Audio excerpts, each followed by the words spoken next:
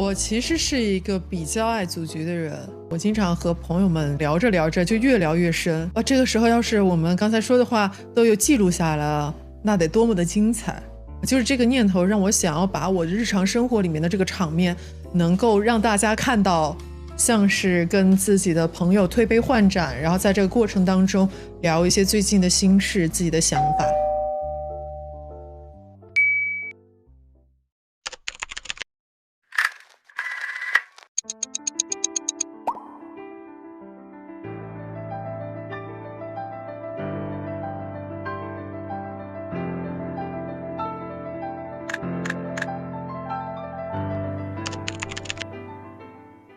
就所有人以为我生命是装的，就是你的惨必须得惨给他们看，他们才能够相信。就是我可以同时赞赏你，我也觉得我要赶上你，我要追上你，因为我不想跟你掉队。这种羡慕来自于我对你们深刻的欣赏。我一想到要录这个播客的时候，我就想到你。哪怕我们不说话也是舒服的。我觉得就是你在，你在我的生命里，你在我的生活里，你在我的身边，我们不需要每天发信息，也不需要每天去表达我们对彼此的那种问候和情感，但我反正知道你在。我特别认同，就是你是我平行世界的，就我对你真的是打引号的一见钟情，打引号的一见钟情，就是你身上就是有我没有办法实现的那个我。就是我觉得因为你对我的吸引也是来自于你身上有我所想要，但是并不是在我身上可以去这一生那么容易实现的东西。但是现在跳得也很好啊。当然不是说我可以努力也能跳一跳，但是我主要还是觉得就你比我放得开很多，然后我就会很羡慕你，有时候很羡慕你，因为你既享受到这个肆意，同时你在大家面前又可以呈现出一个特别高的艺术造诣，就是你又有很高的艺术造诣，同时你在私下又可以尽情的享受生命的放肆。每次你春晚我都会坐在这个电视机前看，因为我奶奶特别希望我上春晚，因为他们只看这个央视节目，所以对他们来讲什么浪姐什么不重要，他们就是你上一个央三啊或者央六什么的，你数字越小越好是吧？数字越小越好，所以他们就特别希望我有一天可以上春晚。哎呀，我看朱叶静，妈呀，又是大 C 位跳的太好了吧！哇塞，一群小姑娘围着她，贼羡慕！哎呀，心里想，哎呀，然后一看热搜，哇，又是朱洁静，然后我就跟我奶奶说：“你看啊，这个中间这个我朋友，我朋友，就是还是会很羡慕的，因为我觉得你哪儿都没耽误，你知道吗？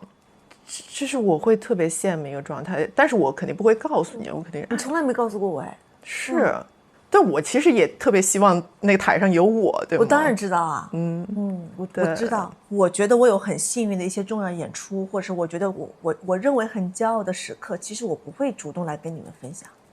但是你要的呀，我觉得这个是要的。我觉得有点难以启齿这个分享。如果我们达成一个默契，就是我们遇到好的事儿，我们互相分享，那只是分享我们当下的一个快乐的心情，那我觉得这事儿就没有负担了。因为我知道你在比如说参加春晚，一定会有一帮你的朋友会给你发信息，哎呀，朱老师好美啊！但我就想，我一定要特别一点，别人都在关心你美不美，只要我给你发，我说你今天晚上的年夜饭有人陪你吃吗？其实你有时候跟我发信息。特别在你特殊时刻，比如说你之前生病那一阵儿，就是有一个遗憾，就是我觉得我没有做到，我觉得跟你这么近的人我应该做的程度了。其实每当朋友遇到这种人生大事的时候，你眼睛湿润了，哎，忍住，忍住。但确实。因为我发现我们知道你这件事情其实是在很后面，就是在你生日的那天，我们在给你祝生日祝福的时候，对，因为看到你剪头发，然后祝你生日快乐，还说你剪头发好看啊，说新发型好看，然后你才说你最近工作停下了。对对对，工作没法工作停下来了，然后因为你最近有这个生病的情况嘛。但你知道，你当时说的就像是一个那种特别轻松的汇报一样。你说，我最近刚刚做了4次化疗，我马上要做13次放疗。我现在还可以，我现在在医院里面，人家说做完手术，明年就可以开始干活了。对，我还很骄傲，我跟你说，我说别人化疗完以后都走不了路，你看我还走得很矫健啊，健步如飞。我说，因为你的这个态度反而让我可能会觉得，他是不是有点在为了不让我们担心，在表现出来一个很乐观的态度，因为我没有尝试过，没有和你同样处境的，所以我总是会觉得，我那个时候有好多次，我就编辑一个信息，然后编辑到一半，然后我就把它删了，我就不知道说什么才合适，你知道吗？我会有一种那种幸存者的这种愧疚感，你懂吗？就是因为你在经历这一切，而我的人生一如往常，而你在深渊。我在发信息之前，我就会有一种愧疚，就是为什么你在深渊里面，而我一切正常。少喝酒，少熬夜，保持一个好的心情。哎呀，没有，妈呀，你怎么跟我说这些呀？我都不知道。哎呀，你很少哭哎，我看我天天哭，我 every day 哭。真的吗？我只是没有在你面前哭过。你很少在我面前这样。对啊，因为我们平时都是嘻哈打笑的，哪有聊这种话题呢？对吗？平时我也不因为我们还是会把好的一面给对方，不是好的一面，不是好的一面，就是我们不会把这么情感浓度这么高的事情搬出来聊，好像就是大家现在把你当一个抗癌英雄一样的，你是怎么看待这件事情？一定你遇到的采访一定是会把你当做一个抗癌英雄那样的形象去，因为我的确是癌嘛，我的确是癌，我不可否认。但是我觉得抗癌英雄没有那么大的帽子扣在我身上。我觉得，首先我没有那么害怕死亡，我也没有害怕那种疾病在我身上能够摧毁我，能够让我变得这么糟糕。你当时为啥不先告诉我们？为啥不是告诉我们？因为我觉得我能过去，我能过去。这个不是你过不过去，是我们缺少了你的人生的一个很重要的篇章了。因为我从小我就是一个报喜不报忧的人，我从9岁离开父母，可能很快独立，我就觉得，不好的东西我可以自己消化，自己分解，我只要让你们看到我好的一面就可以了，或者是说我强大到我不需要任何人来分享我的不堪，和我的脆弱。谁是那个第一个知道你做手术的人？不是我父母。是谁？所以他有陪着你。他发现的。所以当时是怎么发现的？他说你怎么长了个痘？就是他真的就是肉眼。谢谢我前男友。他当时是在哪个位置？大概多大？然后很小一颗痘痘，但是它凸起来了。然后我记得你当时说你去看的时候，你当时没有做准备，这是一个。因为他说你去看一下，我说不用去看，没事儿的。我说过2天就会消掉的。他说你去看一下吧。然后我说行吧，我就去看了。看完以后，医生就说，要不你就穿刺，或者是活检一下。你当时听到穿刺，你是不是都懵了？懵了。我说必要吗？医生说有必要。我说那行吧，因为局麻，他说1个礼拜就好了。然后一边打了麻药穿刺，我一边还在跟医生聊天。然后直到开完刀以后，发现是恶性肿瘤。你知道，所有的恶性肿瘤，从外观上它是会像八爪鱼一样的，就长得特别的难看，就那种滋滋啦，那种很多触角，很多这种异形。但是我那个东西长出来特别圆滑，就像一个豆一样，就这么光滑的。这个一定它不是恶性肿瘤的一个标准的判断，不长法啊。但是唯一判就是我那个小东西，它的血流供血特别丰富，说明它很有生命力，所以医生判断它不是恶性肿瘤，但是你要尽快切除。因为它会长得很快。然后我也切了，切完以后那个病理切片以后，医生就是上海话说，哪能为的可能样子，就是怎么会这样？就所有人觉得它是一个良性的，良性的可能是有一定生命力的一个囊肿，它怎么会是恶性肿瘤？但它就是，他说你还要再吃点苦头，你还要挨第二刀。然后医生说，你四周的组织还有癌累积，就还要挖，就相当于是旁边的被污染了。对，你要把所有污染的也剔掉。对，他说你第二天就是你还要再继续把那个手术的口子再打开，继续挖。我说哦，当时觉得你说啥就是啥。挖了一次还有癌累积，挖了第二次还有，挖了第三次，相对那个指数说是在他们相对安全的那个范围之内，但是并不是说它是一个健康的组织，只是说它可能没有到癌，它可能是增生，可能是钙化，可能是一个相对一个临界点。说医生说可以缝起来了，先保住它，因为再挖癌就没有了。所以他当时在做那个手术之前，他给你的最差的一个就他说如果要全部拿掉，你找谁来签字？我说医生，我说你来签。哇塞，这不是那个所谓的世界上最孤独的事情之一，就是我没有告诉父母。他知道我如果把我的乳腺全部拿掉，我的胸肌，我的胸大肌就会产生牵连，我就没有办法再做那种双刃舞，懂吗？就是支撑的那种。我的力量没有办法再使，我没有办法使劲儿了。他开玩笑，你想放一个多大的胸都行。我说我想放个地罩杯的，我想放个大的。但是确实就会影响你。但是我没有办法再跳双人舞，我没有办法再跳舞了。我的胸、我的手臂整个一侧，包括淋巴，没有办法再跳舞了。虽然他是开玩笑的，他知道这个对我来说是致命的，因为我对舞台没有放下我的执念。所以你那个时候，我说我信你，你觉得拿掉？当我醒来的时候，我发现，哎，我变成一个爆乳，我也很开心。天哪！甚至在那个时刻都没有想过，就是让没有让我家人知道，我就不需要。天哪！你在醒了之后，你第一下是我的胸，还很小，还是个平胸，我放心了。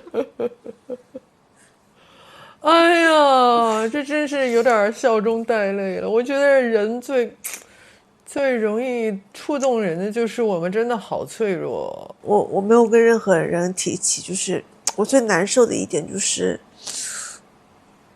我当时碰到我的导演，北京的，他是当然已经是我愈合以后，参加了春晚，今年1月份春晚，然后我们在北京碰到，他就跟我说，他说。你知道吗？他说在北京或者是在遥远的离开上海的这样一个环境下，就所有人以为我生命是装的，就是我得癌，我化疗放疗都是我装的。为什么？因为他们觉得我太坚强了。我剃短发，因为所有人以为化疗会就是头发脱光嘛，我也没有脱光。当你不符合大家对于疾病的认知，对所有人认为我是装的，我那一刻就觉得哇，我可能生来就要承受那种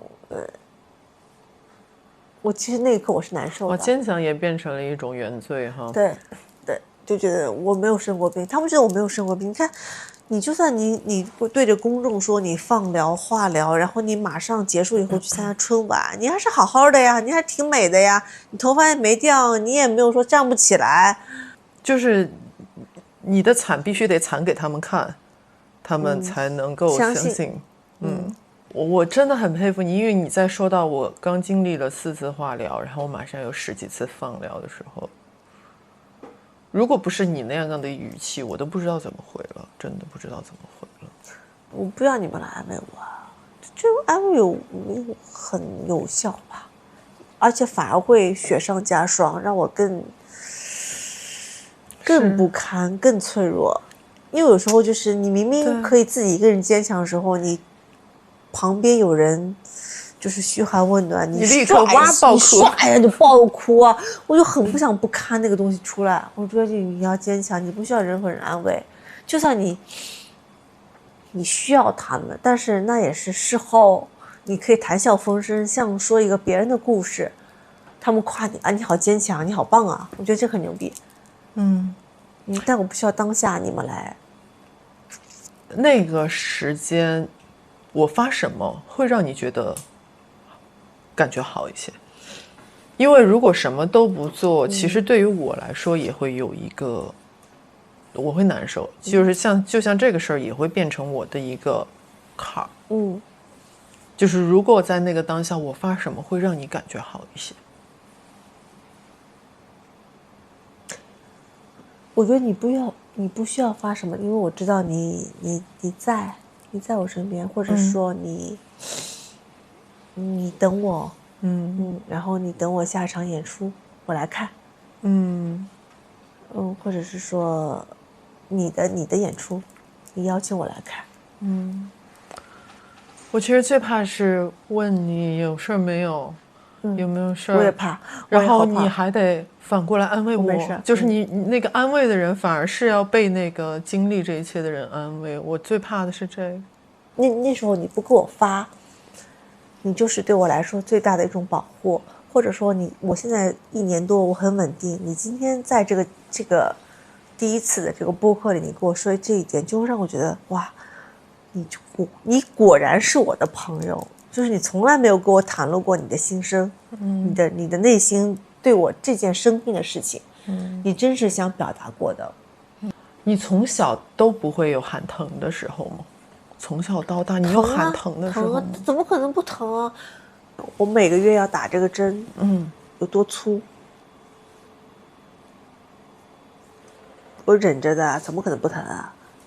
是啊，那你为什么不喊疼呢？你喊呀！那喊了又怎么样呢？喊得戳进去啊！你撒出去了呀，你起码撒出去了呀。他就是很疼啊，但是他救我的命啊！就他救了我的命，我可以去做我自己更想做的事情啊。就是在我想做的事情面前，这个疼算什么呢？说实话，我觉得我去唱歌这件事情是一个我半路给自己改命的事情。我感觉我的命数在一开始的时候一定不是这么写的。就是我半路我自己把它改了，所以一直以来我就有一种我是不是可能我天生并不是那么适合去唱歌这件事情，就是时不时的会来到我的脑海。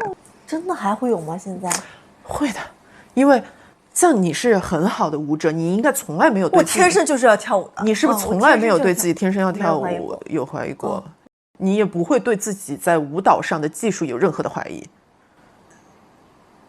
我怀疑的。也怀疑吗？在哪个时刻怀疑过？我从来就不是技术派的，因为我曾经会困扰过，就是比如说，因为我跟小唐当时一直在一个节目里面嘛，然后说什么南猪北汤，然后我们又是都是一个恩师，就是观众们不免会横向的对比我跟他。这个会影响你们的感情吗？其实我很好奇，真的不会，别人都觉得会，其实真的不会，因为我觉得就是营销号啊，包括各种，就是他们会始终把两个比如说所谓的江湖地位很像的两个人去横向对比，然后就是一定要让大家从里面决出个胜负来，这种，因为这种决断权、选择权其实是一种权利，就是他把这种权利通过把你们放在一起比较，把权利赋予自己，但其实根本不会有这样的，因为小唐身上就是有我没有办法拥有的东西，他的能力，他的爆发力，他的那种技术的这种高超的，就是我就吃仙丹，我也没有办法达到他这样，包括就是他在北京，我在上海，就是两个城市的地域文化和我们这个水土和我们的就是一切的这种气质，包裹的我们从小从水土里浸润出来那个东西，它就是不一样的。所以从来没有说好像说我要去跟小唐去做一个横向的对比，因为我觉得只要你一旦比了，你其实已经输了。我认为就是你真正是一个非常成熟的、非常强大的、非常完整的一个个体，你的自我认知体系是非常非常完善的，你能看到对方身上优点，但是并不是说他的优点是映衬你的缺点。有一句话叫流水不争先，真的是滔滔不绝。我觉得今天这么多元的时代，观众们今天可以喜欢他，明天可以喜欢他，他就是有这么多元、这么可爱的很多人事物出现。所以我欣赏你，你有没法达到那东西，但是我也有我自己，能够这个占领江湖的一角。我自己身上非常有魅力的那个点，不会去妨碍我们百花齐放，万紫千红。我觉得这就是一个非常好的，我认为我现在好的心态就是我会看到每一个同行身上最好的优点，这个优点一定是我没有的。但是我并不是因为他们优点我开始变得自卑，我不自信，然后我要想尽办法的去攀比，或者说去麻痹自己。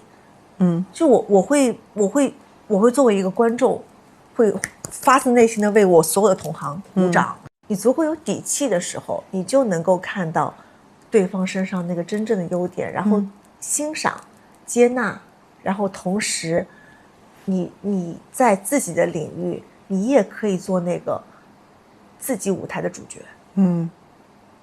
这不矛盾。是，而且我其实觉得这种发自内心的赞赏与可能会有胜负心的这种心态也不矛盾。就是我可以同时赞赏你，我也觉得我要赶上你，我要追上你。其实我发现我一直以来好像都很喜欢我羡慕或者我有好胜心的女生，我会跟她们变成朋友。我就觉得我好像一直以来在我的朋友身上是寻求一种可以激起我的竞争欲，但同时又互相缠绕、螺旋上升的一种状态。就比如我会想要追上你，因为我不想跟你掉队。我跟我的所有朋友都是这样，我不想跟你掉队，我想跟你在同一种处境里。那我也想追上你。那也挺好。就是我会怕的是，我跟我的朋友不在一个情绪状态里了。比如说，如果你很忙，你对你来说可能最大的烦恼是，我没有自己的去想事情的空间了。我不希望你在那个当下，我对你能说的只是，哎，你都这么多活了，多好啊，你还有这些烦恼。就是我希望我能时刻是经常是在跟你同样的一个处境里的。我看你另外一个采访，你也说有时候回望你会发现好多朋友就是对都哎呀好难受，就是你觉得你没变，对你一直没变，但是别人看你的时候就觉得你变了。所以其实有时候变的不是那个往前走的人，而是那个被落下的人。我不希望我因为被落下的这种得失心而不和你成为朋友了，因为我会有自尊，我会希望我不是那个被落下的人。但你有没有想过，真正的朋友其实不在你在的这个点。我其实那种情况下，你对于你的想法，你是也是有自私的。虽然你可能觉得你不在意我是不是落下了，或者是怎么样，但是我在意。因为我不想我和我的朋友有很大的距离。我会有一种你太要强了，天哪，太要强了。但我觉得很好的就是这样的朋友，你们在让我进步。我时刻能看到你们的好，就是我觉得这种羡慕来自于我对你们深刻的欣赏。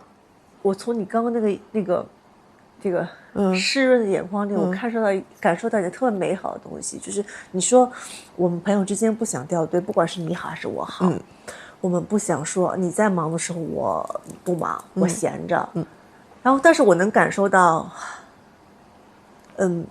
那种是善意的，善意的，然后你会觉得就是善意的竞争，那个欣赏是我觉得，它是正向的，它是能够让你说嫉妒也好，或者说不满足自我，你是一个非常正向的，就是你要去驾驭那种嫉妒，你驾驭那种不满足自我现状，而不是说被那种特别魔鬼、特别糟糕的那种特别。我认为不是特别美的那个东西，它是一个恶的东西，人性的那个恶和丑陋的那个东西。你说嫉妒、羡慕，我们看似就是那种潘多拉魔盒里面那种非常黑色的、灰色的那个东西吞噬。你可以去驾驭它。就是你比如说我上春晚，对吧？比如说你上春晚，就朱叶静他是我的朋友，我也好羡慕他。但是我觉得如果我努力，我在我自己的舞台上开花，结果有一天。maybe 我也可以，是，所以我就觉得你们在把我往一个正向的方向去给我一个目标，我觉得挺好的。比如说我小红书刷到，我说你好美，你的身段怎么这么雅？以前我会觉得 OK， 那我也要努力的去让我自己笔挺，让我自己雅。但是现在我会觉得我可以更单纯的就是欣赏你这个美和雅，因为我知道我还有也不可替代的一些别的点在那里。因为今年5月26号是我时隔1年以后再跳朱鹮，然后这个作品的确是对舞蹈演员的身体负担很大，所以我真的有想过，就是这场跳完以后我就不再去跳这个角色，不跳朱鹮了，就封箱了。所以这一轮巡演有可能是朱鹮你的最后一次巡演。我本身想我封箱了，就是5月26号，就是这个美美的照片，记录下就是朱洁静的朱鹮最好的那个样子。因为我很不想说，我自己不满意我的状态，我胖了，我手臂抬起来的时候我有这个赘肉，然后包括我腿也抬不动了，或者我跳也跳不了了。然后我还死乞白赖的在台上说，我是朱鹮，你们得夸我美。但其实我觉得离场是更需要勇气的，就上场需要勇气，离场更是需要勇气的。为什么我跳朱鹮的时候，每一场我真的是当成最后一场？因为每一次谢幕的时候，我有这个动作，就是像那个羽生结弦，他会亲吻他的冰面，这是他的战场。这是滋养和成就他的一方舞台。那对于朱鹮来说，我的舞台，我的土地，就是我的所有。我很不想说，当我站不稳、跳不起来的时候，当我飞不起来的时候，我还死乞白赖的说，这是我的舞台，你们得看我，得夸我。我特别不想要这种特别强求的那种东西。所以当我觉得我的身体、我的机能、我的方方面面都不足以支撑我在舞台上90分钟那么高强度的去飞翔的时候，我觉得是时候给他画一个句号。很多时候别人说，你跟老王家俊能跳到80岁，然后我也觉得我可以一直活在舞台上，但是舞蹈就是真的很残酷。它就是需要身体机能、身体的这种强有力的生命力、肌肉。软度，爆发力，去支撑你的角色的呈现。所以当你觉得你生完病，然后你现在可能是一些借口吧，你没有那么大的时间成本去投入在你维护、保持你自己身体机能的状态下，其实你就是会心虚没有一个特别好的身体状态来维持这么强度的角色呈现的时候，你就会觉得该退了，该停止了，你就会害怕嘛，害怕跳完以后不是你想象的那么的完美，不是你想象的好像说，你游刃有余的去完成一场演出。你是会希望一件美好的事情在它最高光点结束，你会有这样的倾向？在感情里也会有吗？我也会有这种倾向，就是我会希望在一个事情最好的时候给他一个收尾，这样留在所有人心里的都是他那个最美好的那一面。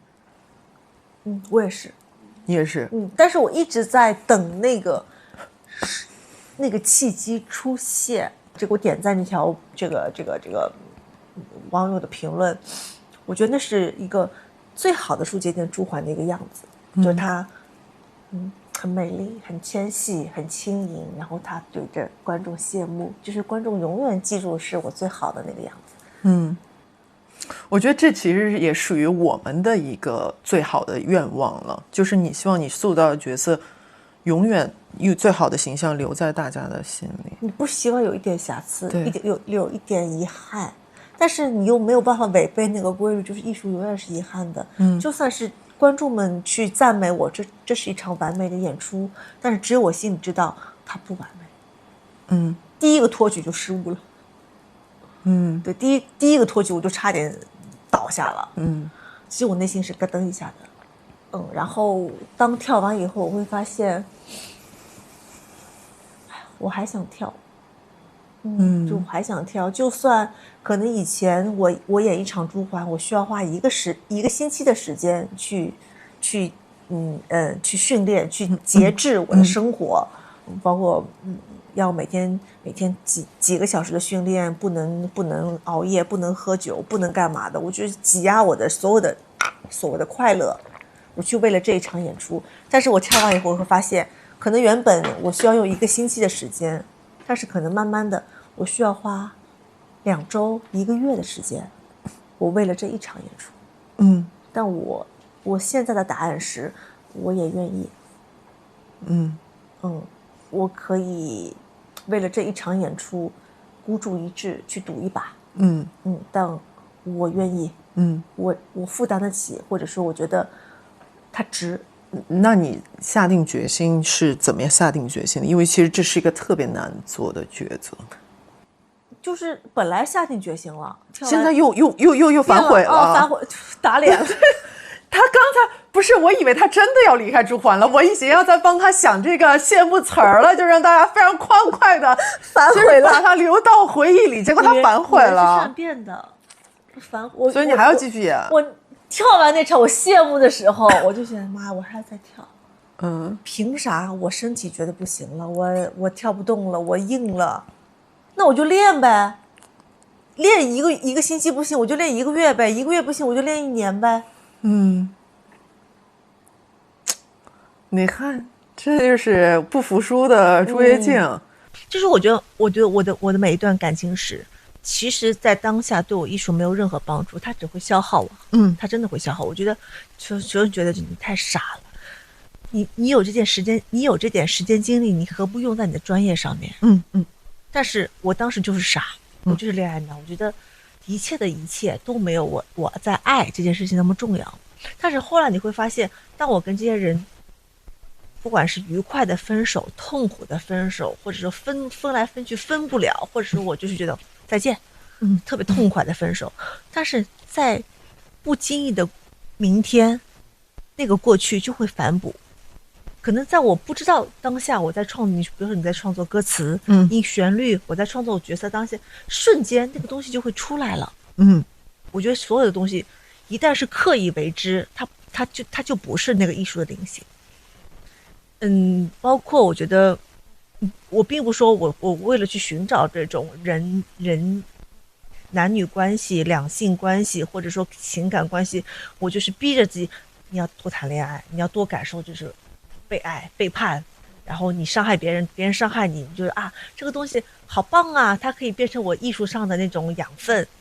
但是我在经历的当下，我就是用尽全力的，但是可能时候你越用尽全力，它就是越反噬你。所以你会感到情感对你的反噬吗？反噬啊。怎么反噬到的？比如说它怎么体现在你生活中？我觉得这个反噬就是我到今天为止孤家寡人，然后别人觉得我很快乐，我什么都不缺，但是我可能夜深人静，我回到家里，我连一个人可能不说给我煮一桌菜啊，连一个人能够有一个肩膀靠一靠，有个人能够听我说几句抱怨的话都没有。我发现我们比较一致的就是我们是非常需要有人陪伴的人。我有个朋友会说，你没有办法享受孤独，是因为你没有长大。我是觉得好像，我们的精力来源是他人，就是我们通过有些人，比如说跟别人接触，他会觉得是一种消耗，他是会觉得自己精力在向外输送，但好像对于我们来说，我们的那个精力是来自于他人，我们是那个被输送别人精力的人，所以反而跟别人在一起，我们会保持一个非常强烈的一个活力。我不觉得这个是因为成熟或者没成熟而导致的一点，就是我觉得我可能到90岁，我还非常需要我的朋友在我身边，我需要天天见到我朋友，所以我才会想，我90岁，我可能50岁之后吧，我就要筹备去做一个养老院，就是把我所有我想一起的朋友，我们就都招到那里面，我们天天要不打麻将，要不跳跳舞、唱唱歌。就是我不想见你的时候，我就在我房间里；我想见你，我们就出来，我们活动活动。就是我还是会有这样的一个。那你不会想说要成为一个家庭，有一个固定的一个？他也可以啊，我也可以有家庭，那个家庭也可以在其中，它是作为其中的一个小的单元嘛。但是我其实更期待的是与我的朋友们一块儿。我现在已经进化到了一段，就是我没有办法在一段长期的关系里，我不知道是我的问题，还是我可能没有遇到那个对的那个对方。就是我觉得我是一个非常多变、非常不定性、非常需要新鲜感、非常需要。我觉得是我自己发生一些问题，就是当你足够强大，你足够得到很多外在的一些认同感的时候，你自己会变得就是刀枪不入，然后你没有办法对任何一段关系妥协。你没有办法包容一段就是让你觉得不舒服的东西，所以就是生来没有一个完全朋友也好，男女关系也好，或者说任何一段关系，包括你的父母，他都没有办法给你一段就是你是一个绝配。我不觉得你必须要把爱当做一个特别重，就是他一定要特别严肃。但是我不能不能没有爱，哪怕比如说我们吃，就像我们点一个外卖。我们也在那一瞬间享受到了这个快乐，就是我不觉得我们提到爱的时候就一定要把它放在一个特别重，就我一定要严肃对待，我一定要交心交肺，就是必须要到那才行，因为你自己足够完整啊。特别完整不是一件好事啊，也是，就是你总要缺一点角，有个缺口给别人来，不说填补。来进入你的生活，或者你愿意敞开这个缝隙让别人进入，因为你足够完整了，所以别人进不来，你也不愿意别人进来，所以就是它又是挺悲哀的一件事情。就我们说女人太强大了，对吧？你太完整了，你什么都不缺，你可以自己实现自己，你养得活自己，所以那个东西对你来说是可有可无的时候，你会觉得某些程度上来说，你觉得我很独立，我很棒，我是一个独立女性，我为我自己骄傲。但是有一小部分你还是会空白，你还是会遗憾。我现在就是还没有找到那个非常自洽的那个度。但它也不一定是你要缺一角，它来帮你填满，也可以是它只是为你的人生再加了一张纸，就是你其实已经是一本完好的可以塑封的书就出版了，那它出现可能只是为你添加一个扉页或者其中一个章节。但你想我现在这个状态，我可能现在还有一些事业的成就感、价值感，包括我现在虽然我40多岁了，但我觉得我依然还是在一个往上走的就是一个盛开的状态。但是你可能过几年，我在慢慢的我的生命在枯萎，我的皮肤在老化，然后我的一切的状态在凋零的时候，这个时候你可能会就那个遗憾的那个感觉就会慢慢的滋长出来。但到时候还会有新的人，也许吧，真的说不准，真的说不准。我觉得现在这个阶段可能事业上的追求肯定是我们目前最重大的一件事情，但或许之后会变，对吧？不一定就是每个人在每个阶段都是最想要的是同一件事情，也有可能。我觉得很棒的地方就是我生命当中就不求多，就有那么几个人，就是你看今天我表达我的遗憾，我的一些困扰和顾虑的时候，哎，你在我的对面，你会跟我说，哎，也许10年8年之后，你不知道会发生什么，对吧？也许的确是我们会老，我们会皱纹，我们会一切的一切都不如现在，但是那个时候你又不知道会发生什么事情。这是什么？这是一群天鹅，它们需要飞1年，从夏天飞到冬天，从南方飞到北方，然后最终它们的栖息地是西伯利亚。这个影像记录是它们只是飞累了，在故宫旁边的休息一下。它们一个种群。你看到这个时候，你的就是触动你的点是什么？就是配上这个音乐，然后那个评论让我很感动，就是说此去万里，道阻且长，愿众多的天鹅珍重，来年暖冬与君鹅再会。我不知道为什么就特别感动，就是我觉得生命的平等，就是他们的生命就在于飞翔，然后他们没有那么多我们人性的那种欲望。他们觉得我们能够飞过一个冬天，然后到了一个目的地，我们能够过冬，然后我们可以产下我们的孩子，然后我们再飞回来。说他们的生命很简单，但是我觉得我们的人类有时候很复杂。然后说，生命璀璨如歌，就是你在那个当下，你就会明白。不需要有多少意义去赋予我们的生命多少，就你在进行时，它就是生命当下的意义。你就是里面最肥的那只，里面混了一个大雁啊，你是那只大雁，当中飞的大雁，对。就我特别想跟你说，就是就不需要我们做多么惊天动地，好像说要改变世界、改变自己的事情，就是我们在当下其实就是一个。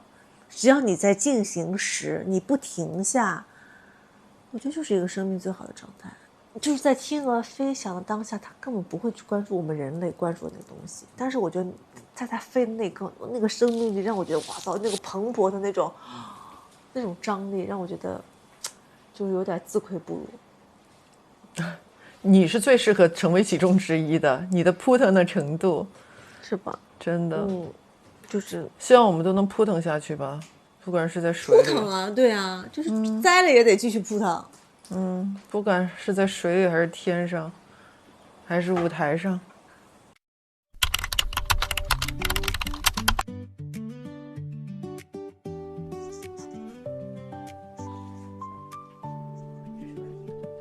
嗨，我来了。嗨，我来了。是不是真的有这句？你爱我吗？一会儿接着喝。还能喝吗？我在宇宙中表现优秀。那就继续快乐吧。然后呢？然后是我问啊，来，你在我眼里看到什么？纯爱战士。爱的边际在哪？谁怕谁呀？一只天鹅会和路过的鱼打招呼吗？走，一起。这真的没有任何沟通啊！救命了！